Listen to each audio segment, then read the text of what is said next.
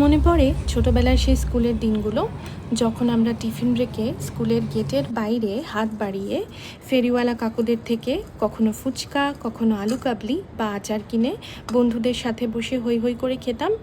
এখন সেই সব অতীত। ফুচকা সবসময় পাওয়া গেলেও আলু কাবলি খুব একটা দেখতে পাই না, তাই ভাবলাম বাড়িতে বানিয়ে নিই। আলু কাবলির জন্য তেমন কিছুই লাগে না। একটু কাবুলি চানা আগের দিন রাতে ভিজিয়ে পরদিন 5-6টা সিটি দিয়ে প্রেশার কুকারে সিদ্ধ করে নিয়েছি এবং একটা আলু কেটে সেটাকেও সিদ্ধ করে নিয়েছি। আলু আর কাবলি ছোলা একসাথে নিয়ে তাতে বিট নুন, চাট মশলা, কাঁচা পেঁয়াজ, শসা কুচি, ধনেপাতা কুচি, কাঁচা লঙ্কা কুচি আর সব শেষে তেঁতুল জল দিয়ে মিশিয়ে নিলেই তৈরি আলু কাবলি।